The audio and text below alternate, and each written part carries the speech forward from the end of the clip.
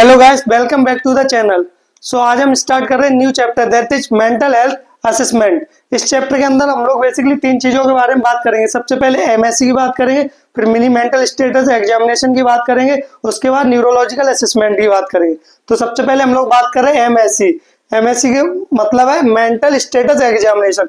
तो mental status examination एक diagnostic tool है जो हम यूज करते हैं जितनी भी साइकेट्रिक कंडीशन होती है, मेंटल डिसऑर्डर होते हैं, लाइक सिजोफ्रेनिया हो गया, डिप्रेशन हो गया, बाइपोलर हो गया। तो इन सब के अंदर इस टूल को यूज करते और उससे असेस करते हैं पेशेंट के बिहेवियर को, और उसके पेशेंट का बिहेवियर चेक करते हैं, उसको असेस करते हैं, उसकी रीजनिंग और थिंकिंग को असेस करते हैं कि वो एप्रोप्रिएट है कि इनएप्रोप्रिएट है। अब बात करें इंट्रोडक्शन ऑफ एमएससी। तो it is used to determine whether a patient experiencing abnormality in thinking, reasoning and behavior। तो MSc के थ्रू हम एबनॉर्मेलिटी चेक करते हैं उसकी थिंकिंग के अंदर, रीजनिंग के अंदर और बिहेवियर के अंदर।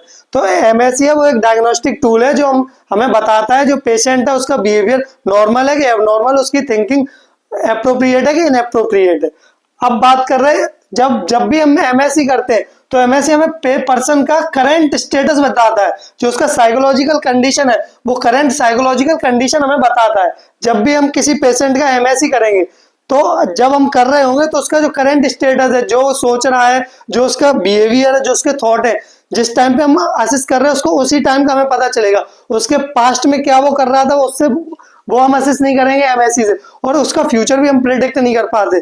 तो एमएससी के अंदर हम पेशेंट का करंट साइकोलॉजिकल स्टेट हम पता कर सकते हैं, उसका फ्यूचर प्रिडिक्ट नहीं कर सकते ना, हम पास्ट हम देख सकते हैं कि पास्ट में इसका बिहेवियर क्या था, कैसे शो कर रहा था अपना बिहेवियर और क्या इसकी थिंकिंग प्रोसेस थी। ठीक, अब बात करें हम लोग definition. MSC is the structured assessment of patient current mental condition by evaluating their general experience, behaviour, mood, thought process, perception and judgement at a specific point in the time.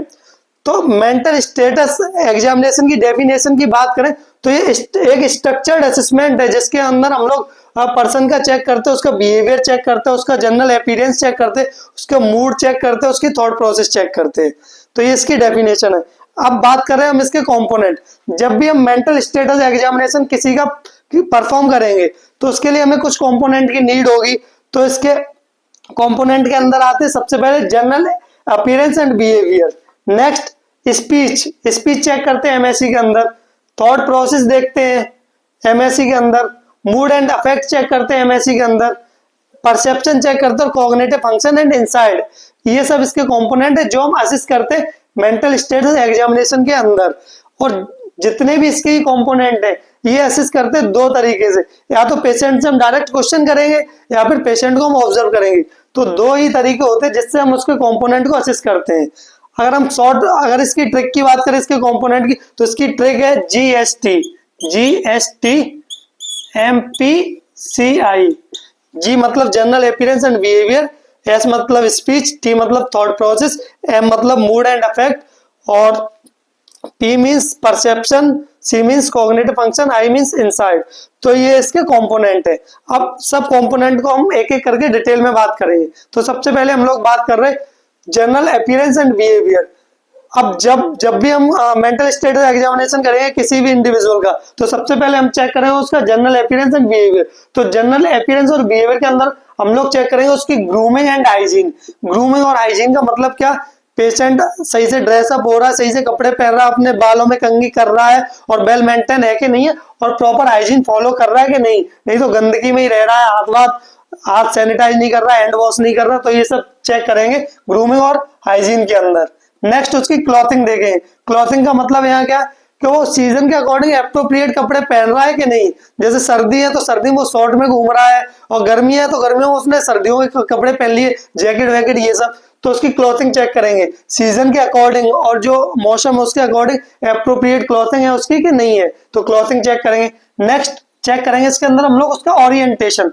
Orientation से meaning है कि patient को time place का पता है, कौन सा महीना चल रहा, कौन सा दिन है, क्या समय है, तो वेल ओरिएंटेड है कि नहीं है अपनी सराउंडिंग को लेके, तो ओरिएंटेशन चेक करेंगे। Next level of consciousness. Level of consciousness का मतलब है कि वो उसे अपनी सराउंडिंग को लेके अवेयर है कि नहीं है, उसे अपने बारे में पता है कि नहीं है, कि उसकी सराउंडिंग में क्या चल रहा है, कहाँ है क्या नहीं। तो लेवल ऑफ कॉन्शियस चेक करेंगे, कॉन्शियस है, सेमी कॉन्शियस है और अनकॉन्शियस है। तो लेवल ऑफ कॉन्शियस के अंदर ये चेक करेंगे। अब नेक्स्ट कंपोनेंट है दैट इज स्पीच। स्पीच के अंदर हम सबसे पहले चेक करेंगे उसकी रेट। रेट का मतलब क्या है कि पेशेंट धीमे बोल रहा है कि नॉर्मल बोल रहा है कि बहुत तेज बोल रहा है। अब पेशेंट से हमने कुछ भी पूछा तो वो धीमे धीमे जवाब दे रहा, बच्चों की तरह। छोटे बच्चों से कुछ भी पूछो तो वो धीमे धीमे बोलते, तो उसकी रेट चेक करेंगे। उसकी रेट स्लो है कि नॉर्मल रेट है या फिर रैपिड। कुछ भी पूछो वो बहुत जल्दी जल्दी बोल रहा है, तो सबसे पहले उसकी रेट चेक करेंगे स्पीच के अंदर। नेक्स्ट उसकी देखेंगे वॉल्यूम। वॉल्यूम से मीनिंग क्या है यहाँ पे कि वो सॉफ्ट मतलब नॉर्मल टोन में बोल रहा है या फिर चिल्ला के बोल रहा है। उससे तुम पूछ रहे तो आराम से आंसर कर रहा है, या फिर तुमने उससे कुछ भी पूछा तो चिल्ला चिल्ला के आंसर कर रहा है, तो उसकी वॉल्यूम चेक करेंगे सॉफ्ट है या फिर लाउड है। नेक्स्ट उसकी टोन देखेंगे। टोन का मतलब क्या, मोनोटोनस। मोनोटोनस मतलब कुछ भी उससे बात कर लो वो एक ही तरीके से आंसर देगा आराम से, जिस जिस लहजे में वो बात कर रहा है वही। ना उसके जो उसके एक्सप्रेशन है ना वो चेंज होंगे, ना वो सैड होंगे, ना वो हैप्पी होगा। जिस वे में बोल रहा है उसी वे में बात करेगा। तो उसकी टोन चेक करेंगे, मोनोटोनस है कि इमोशनल है। इमोशन का मतलब बात जो भी कंडीशन है उसके अकॉर्डिंग उसका फेशियल एक्सप्रेशन चेंज हो रहा है कि नहीं, तो वो चेक करेंगे टोन के अंदर। तो टोन के अंदर दो चीजें आती है, तो मोनोटोनस या फिर इमोशनल। तो ये हो गया स्पीच। अब नेक्स्ट कंपोनेंट है that is thought process. Thought process के अंदर हम लोग चेक करेंगे थॉट प्रोसेस की नॉर्मल है। नॉर्मल का मतलब क्या, लॉजिकल और गोल ओरिएंटेड। अब हम लोग उससे कुछ भी पूछ रहे हैं, जैसे हमने किसी भी स्टूडेंट या फिर किसी भी पेशेंट से पूछा, कोई जैसे नर्सिंग का स्टूडेंट उसको उसको हम लोग उसका एमएससी कर रहे, तो उससे हमने पूछा कि तुम नर्सिंग क्यों कर रहे, तो डायरेक्ट आंसर देगा कि मुझे बायोलॉजी में इंटरेस्ट है और मैं इन फ्यूचर में नर्सिंग ऑफिसर बनना चाह रहा हूँ, इसलिए मैं नर्सिंग कर रहा हूँ। तो ये तो नॉर्मल उसकी थॉट प्रोसेस होगी, तो अपना आंसर डायरेक्ट कर रहा है कि नर्सिंग में इंटरेस्ट है और मुझे इन फ्यूचर नर्सिंग ऑफिसर बनना है। तो उसका जो आंसर है वो लॉजिकल और गोल ओरिएंटेड है। अगर हम उससे पूछे कि नर्सिंग क्यों कर रहे, तो वो कुछ भी बात कर रहा है, बड़ी बड़ी बात करके मैं नर्सिंग करके प्राइम मिनिस्टर बन जाऊंगा, पूरी दुनिया पे राज करूंगा, देश पे राज करूंगा, ऐसे बात करने लगे, तो वो होगा एबनॉर्मल बिहेवियर। तो थॉट प्रोसेस के अंदर हम लोग चेक करेंगे सबसे पहले flight of idea. Flight of idea का मतलब होता है बड़ी बड़ी लंबी लंबी बातें और डींगे हाँकना। हम लोग उससे कुछ भी पूछ रहे तो वो बड़ी बड़ी बातें करेगा, मेरे पास कल इतना रुपए आ जाएगा, ये गाड़ी ले लूंगा, ये कर दूंगा, वो कर दूंगा। तो फ्लाइट ऑफ आइडिया असेस करेंगे। ये बेसिकली मेनिया के अंदर देखने को मिलता है। नेक्स्ट टेंजेंशियलिटी का चेक करेंगे। टेंजेंशियलिटी का मीनिंग क्या, हमने पेशेंट से कुछ भी पूछा कि तुम्हारा नाम क्या, तो सब कुछ पूरी स्टोरी अलग बहुत स्टोरी सुना देगा, लेकिन तुम्हें वो अपना नाम नहीं बताएगा। तो वो टेंजेंशियलिटी असेस करेंगे इसके अंदर। नेक्स्ट सर्कमस्टेंशियलिटी के अंदर क्या होता है कि हमने पेशेंट से पूछा तुम्हारा नाम क्या, तो पहले बहुत लंबी कथा सुनाएगा, मेरे पापा यहाँ गए थे, मम्मी वहां से आई, फिर पूरा घुमा फिरा के तब तुम्हें अपना नाम बताएगा। तो वो टेंजेंशियलिटी। तो ये सब असेस करते हैं हम लोग थॉट प्रोसेस के अंदर। Next is mood and affect. तो मूड एंड अफेक्ट की बात करें तो मूड का मतलब होता है सब्जेक्टिव इमोशनल स्टेट। मूड का मतलब होता है जो पेशेंट फील कर रहा है कि उसका मूड सैड है, हैप्पी है, एंजाइटी है, एंगर है, तो जो उसकी फीलिंग होती है इनर फीलिंग, उसको हम लोग बोलते हैं मूड। तो मूड एंड अफेक्ट के अंदर उसकी इनर फीलिंग को पता करना कि वो सैड है कि हैप्पी है कि एग्रेसिव है, तो इनर फीलिंग होती है उसको हम लोग बोलते हैं सब्जेक्टिव इमोशनल स्टेट, उसी को हम लोग बोलते हैं मूड। Next affect. अफेक्ट का मीनिंग होता है objective expression of the emotion. Affect का मतलब होता है जो हम एक्सप्रेस कर रहे हैं, जो हमारे इमोशन है उनको हम एक्सप्रेस कर रहे हैं, तो वो होता है अफेक्ट। तो मूड एंड अफेक्ट हम लोग चेक करते हैं एमएससी के अंदर। नेक्स्ट बात करें परसेप्शन। तो परसेप्शन के अंदर दो चीज चेक करते हैं बेसिकली, एक तो हेलुसिनेशन चेक करते हैं, एक तो इल्यूजन चेक करते हैं। हेलुसिनेशन का मीनिंग होता है कि पेशेंट को कोई भी एक्सटर्नल स्टिमुलाई प्रेजेंट नहीं है, फिर भी उसे कुछ ना कुछ लग रहा है। जैसे हमारे हाथ में अभी कुछ भी नहीं है, ठीक है ना, तो फिर भी मैं बोलूं कि मेरे हाथ में मार्कर है या फिर पेन है, तो हेलुसिनेशन। तो हेलुसिनेशन चेक करते हैं, एक्सटर्नल स्टिमुलाई एब्सेंट है, फिर भी उन्हें कुछ ना कुछ ऑब्जर्व होता है। तो ये 5 तरह का होता है, ऑडिटरी होता है, विजुअल होता है, काइनेस्थेटिक होता है। तो सबसे जो मोस्ट कॉमन हेलुसिनेशन होता है वो बेसिकली ऑडिटरी हेलुसिनेशन देखने को मिलता है। अब बात कर रहे हैं नेक्स्ट परसेप्शन के अंदर इल्यूजन देखने को मिलता है। इल्यूजन का मतलब होता है फॉल्स परसेप्शन, कि रस्सी को सांप दिख रहा है, कहीं रस्सी डली है तो उसको हम लोग सांप बोल रहे हैं। तो परसेप्शन के अंदर ये दो चीज ही चेक करते, एक तो हेलुसिनेशन चेक करते, दूसरा इल्यूजन चेक करते एमएससी के अंदर। फिर नेक्स्ट है कॉग्निटिव फंक्शन। कॉग्निटिव फंक्शन के अंदर हम लोग उसका जजमेंट चेक करते हैं कि कोई भी पेशेंट है वो किसी भी चीज को जज कर पा रहा है कि नहीं, किसी स्टेप पे वो डिसीजन ले पा रहा है कि नहीं, तो उसकी कॉग्निटिव फंक्शन के अंदर उसके डिसीजन मेकिंग और जजमेंट को देखते हैं। और लास्ट होता है एमएससी के अंदर इनसाइड। इनसाइड का मीनिंग होता है कि जो पेशेंट है वो अवेयर है अपने बारे में और वो अंडरस्टैंड कर रहा है अपने सामने जो जो भी है सराउंडिंग है उसको अंडरस्टैंड कर रहा है और अपने बारे में अवेयर है कि नहीं अवेयर है, तो वो इनसाइड में हम लोग चेक करते हैं। तो ये था मेंटल स्टेटस एग्जामिनेशन। तो मेंटल स्टेटस एग्जामिनेशन के ये सब कंपोनेंट होते हैं, इन सबको असेस करते हैं। इन सबको असेस करके हमें पता चलता है पेशेंट का बिहेवियर नॉर्मल है कि एबनॉर्मल है। जितनी भी मेंटल डिसऑर्डर होते हैं लाइक सीजोफ्रेनिया हो गया, सीजोफ्रेनिया हो गया, डिमेंशिया हो गया और मैनिया हो गया, तो साइकोसिस की जितनी कंडीशन हो गई, न्यूरोसिस की जितनी भी कंडीशन हो गई और मूड डिसऑर्डर हो गए, सबके अंदर हम लोग एमएससी करते हैं। एमएससी एक डायग्नोस्टिक टूल है जो हमें बताता है पेशेंट का बिहेवियर नॉर्मल है कि एबनॉर्मल है। तो अब हम लोग बात करेंगे next mini mental state examination. Mini mental state examination और मेंटल स्टेट एग्जामिनेशन के अंदर छोटा सा डिफरेंस होता है। इसके अंदर ओवरऑल साइकोलॉजी जो उसकी साइकोलॉजी है, करंट साइकोलॉजी है, उसका असेसमेंट करते। इसके अंदर हम लोग चेक करते सिर्फ कॉग्निटिव इम्पेयरमेंट। कॉग्निटिव इम्पेयरमेंट का मतलब उसकी जो मेमोरी और थिंकिंग है वो हम चेक करते हैं। तो हम लोग अभी बात कर रहे हैं मिनी मेंटल स्टेट एग्जामिनेशन की। तो it was developed by Marshal Folstein and Susan Folstein in 1975। 1975 के अंदर एमएमएससी को डेवलप किया गया था। अब हम बात कर रहे हैं डेफिनेशन की। तो mini mental state examination is used to assess cognitive impairment of an individual especially in condition like dementia and delirium। Dementia और डेलिरियम ये दो कंडीशन होती। डिमेंशिया के अंदर क्या होता है कि धीमे धीमे हम पुरानी मेमोरी भूलते जाते, और डिलेरियम के अंदर एक्यूट मेमोरी लॉस होती है, और क्लाउडिंग ऑफ कॉन्शियसनेस भी हम लोग बोलते हैं डेलिरियम। तो इन दोनों कंडीशन के अंदर जो कॉग्निटिव फंक्शन है वो इम्पेयरमेंट होता है, जो थिंकिंग है और जो इनकी मेमोरी है वो इम्पेयरमेंट होता है, वो लॉस होती है।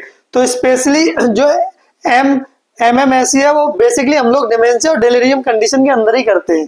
ठीक, अब बात करें next purpose of MMSC.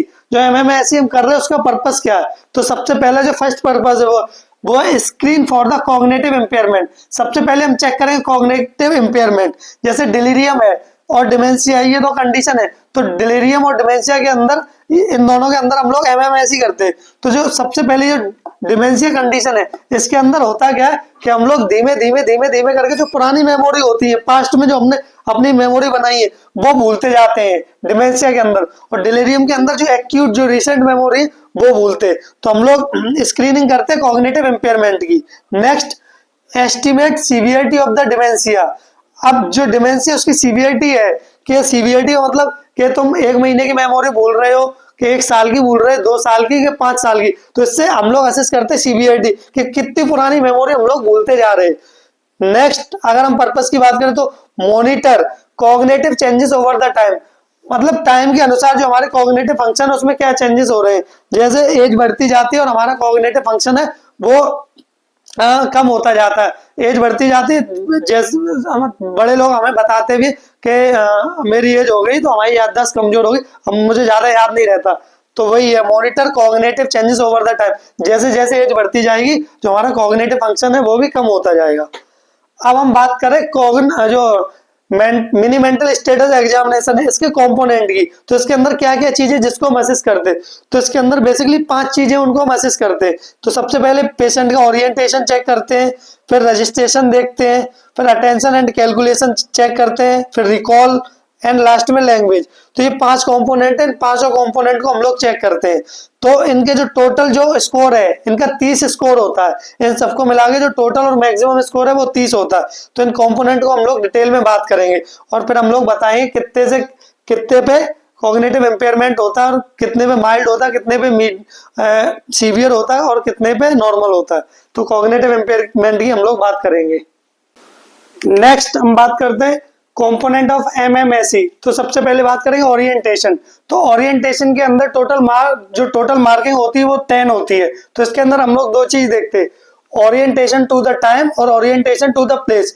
Orientation time के अंदर 5 नंबर देते और ओरिएंटेशन और प्लेस के अंदर भी हम लोग 5 नंबर देते। अब टाइम के अंदर हमें क्या देखना है, ओरिएंटेशन ऑफ टाइम के अंदर हमें देखना है कि हम लोग असेस करेंगे, पेशेंट से पूछेंगे कि आज कौन सी तारीख है, कौन सा दिन है, कौन सा महीना चल रहा, कौन सा साल चल रहा। ये सब चीज अगर पेशेंट बता लेगा तो उसको हम 5 नंबर देंगे। और ओरिएंटेशन टू प्लेस के अंदर हम उससे पूछेंगे कि तुम्हारी कौन सी कंट्री है, कौन से स्टेट में रहते हो, कौन सी डिस्ट्रिक्ट है और कौन सा तुम्हारा टाउन और विलेज है। अगर ये सब बता ले रहा तो पेशेंट को हम 5 नंबर देंगे। तो ओरिएंटेशन के अंदर टोटल मार्किंग होती 10, 5 नंबर होते ओरिएंटेशन ऑफ टाइम के और 5 नंबर होते ओरिएंटेशन टू प्लेस के। नेक्स्ट हम देखेंगे उसके अंदर रजिस्ट्रेशन। तो रजिस्ट्रेशन के अंदर क्या होता है, रजिस्ट्रेशन के अंदर स्कोर देते हैं हम 3। तो रजिस्ट्रेशन के अंदर हम जो भी पेशेंट है जिसका हम MMSE कर रहे हैं तो उससे हम आराम से उसको हम तीन वर्ड दे देंगे। उससे हम बोल देंगे पेन पेंसिल पेपर। अगर उसने ये तीनों वर्ड सही से रिपीट कर लिए तो उसको 3 नंबर देंगे। अगर उसने 2 रिपीट करवाए तो 2 नंबर देंगे।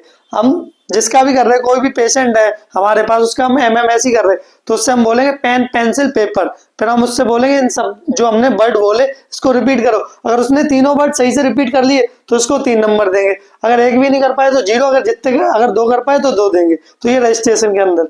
फिर नेक्स्ट जो कॉम्पोनेंट वो है अटेंशन एंड कैलकुलेशन। अटेंशन और कैलकुलेशन के अंदर हम लोग क्या करेंगे कि कोई हमारे पास पेशेंट है, हम उस पेशेंट से कहेंगे कि 100 में से 7 माइनस करो रिपीटेडली 5 बार। तो अगर वो सही से माइनस कर पा रहा तो 100 में से 7 माइनस करे फर्स्ट टाइम तो 93 आंसर आया। सेकंड टाइम माइनस किए फिर से, उसके बाद तो 86 आया, 79, 72, 65। तो उसने लगातार कर लिए 5 बार तो उसको हम लोग 5 नंबर देंगे। अगर नहीं कर पाया, जैसे अगर उसने एक बार कर पाया तो 1 देंगे, 2 बार कर पाया 2, अगर एक भी बार नहीं कर पाया तो 0। तो अटेंशन एंड कैलकुलेशन के अंदर हम लोग चेक करेंगे वो जो हम लोग उसको कमांड दे रहे हैं उसको वो फॉलो कर पा रहा है कि नहीं कर पा रहा है। तो अटेंशन एंड कैलकुलेशन के अंदर चेक करेंगे। Next recall. रिकॉल के अंदर हम लोग क्या करेंगे, हम लोग पेशेंट से कहेंगे कि हमने प्रीवियसली पहले तुम्हें हमने 3 नाम दिए थे, उन 3 नामों को फिर से तुम रिपीट करो, रिकॉल करो, याद करो। तो हमने पहले उसको 3 नाम दिए थे पेन पेंसिल पेपर। तो हम उससे फिर से पूछेंगे अब कि वो जो हमने पहले दिए थे वो तुम्हें अभी याद है। अगर याद है तो उनको दोबारा रिपीट करो। तो उन तीनों नाम को दोबारा से बोल पा रहा है तो उसको हम देंगे 3 नंबर। तो रिकॉल के अंदर जो हमने रजिस्ट्रेशन के अंदर 3 पेन पेंसिल पेपर दिए थे उन्हीं को रिकॉल करवाएंगे, दोबारा से याद करवाएंगे। तो रिकॉल के अंदर 3 नंबर देते हैं। फिर नेक्स्ट और लास्ट है लैंग्वेज। तो लैंग्वेज के अंदर हम लोग टोटल जो मार्किंग होती है वो 9 होती। तो लैंग्वेज के अंदर सबसे पहले नेमिंग, हम उसके 2 कोई ऑब्जेक्ट दे देंगे। जैसे हमने एक मार्कर दे दी और एक उसको पेंसिल दे दी तो उससे पूछेंगे इनके नाम बताओ। दोनों ऑब्जेक्ट दिखाएंगे, एक मार्कर हो गया, जैसे एक ही मार्कर हो गया और इसको पेंसिल मान लो। तो ये दोनों चीज हमने पेशेंट को दे दी। अब उससे उसको दिखाएंगे, अब पूछेंगे कि ये क्या, तो बता ले रहे हैं एक पेन है और एक पेंसिल है तो उसको 2 नंबर देंगे। फिर हम उससे कहेंगे इनको रिपीट करो। अगर उसने रिपीट कर लिया सही से तो उसको फिर 1 नंबर देंगे। फिर नेक्स्ट है कमांड। कमांड के अंदर मैं उसको कोई भी कमांड, 3 कोई कमांड दे रहा हूँ कि फ्लोर पे कॉपी रखी वो उठाओ, वहां से पेन उठा के लाओ, ऐसे करके कोई 3 कमांड देंगे। अगर वो तीनों कमांडों को फॉलो कर रहा है, ओबे कर रहा है तो उसको 3 नंबर देंगे। अगर नहीं कर पा रहा है एक भी तो 0 देंगे। नेक्स्ट है रीडिंग। अब रीडिंग के अंदर क्या कि मैंने एक सेंटेंस लिख दिया है, ठीक, एक सेंटेंस लिख दिया, क्लोज योर आइज, ठीक, ऐसे लिख दिया क्लोज योर आइज। तो हमें जो जिसका हम MMSE कर रहे हैं उससे बोलेंगे इसको रीड करो और इसको फॉलो करो। तो उसने जिस पेशेंट ने कर रहे तो उसने सही से पढ़ लिया क्लोज योर आइज, उसने सही से पढ़ा और उसको फॉलो करते हुए अपनी आंखें बंद कर ली तो उसको 1 नंबर देंगे। Next writing. राइटिंग के अंदर क्या, हम पेशेंट से कहेंगे एक मीनिंगफुल सेंटेंस लिखो।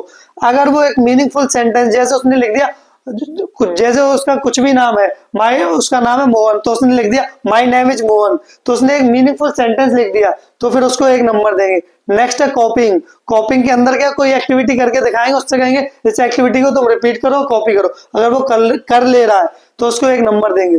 तो MMSE के अंदर टोटल स्कोरिंग होती 30। तो ओरिएंटेशन के 10 नंबर होते हैं, रजिस्ट्रेशन के 3 नंबर होते हैं, अटेंशन एंड कैलकुलेशन के 5 नंबर होते हैं, रिकॉल के 3 नंबर होते हैं और लैंग्वेज के 9 नंबर होते हैं। इन सबका जब हम लोग सम करते हैं तो टोटल मार्किंग हो जाती है 30। तो जो MMSE का टोटल स्कोर है वो 30 है। अगर स्कोर जब हमने ये MMSE कर लिया किसी भी पेशेंट का तो उसका स्कोर अगर 24 से 30 के बीच में आएगा तो उसके अंदर कॉग्निटिव इंपेयरमेंट नहीं देखने को मिलेगा, वो नॉर्मल पर्सन होगा। स्कोर 24 से 30 है तो वो नॉर्मल है, कोई कॉग्निटिव इंपेयरमेंट नहीं है, उसकी मेमोरी इंटैक्ट है, थिंकिंग उसकी इंटैक्ट है, नॉर्मल पर्सन है। अगर उसका स्कोर आ रहा 18 से लेके 23 के बीच में तो उसको माइल्ड कॉग्निटिव इंपेयरमेंट है, मतलब उसकी जो मेमोरी है थोड़ी वीक है और उसकी थिंकिंग प्रोसेस नॉर्मल नहीं है, जो नॉर्मल के कंपैरिजन में थोड़ी कम है। अगर स्कोर आ रहा है 0 से लेके 17 के बीच में तो सीवियर कॉग्निटिव इंपेयरमेंट है। इस कंडीशन के अंदर पेशेंट अपनी जो डेली लाइफ एक्टिविटी वो भी फुलफिल नहीं कर पाएगा और कोई ना कोई लाइफ में डिसीजन ले पाएगा और कुछ भी अच्छे से परफॉर्म नहीं कर पाएगा। तो ये होता है MMSE। तो हमने आज के लेक्चर में 2 टॉपिक कंप्लीट किए, एक तो मेंटल स्टेटस एग्जामिनेशन, दूसरा मिनी मेंटल स्टेटस एग्जामिनेशन। अब मिलते हैं नेक्स्ट लेक्चर में। Thank you.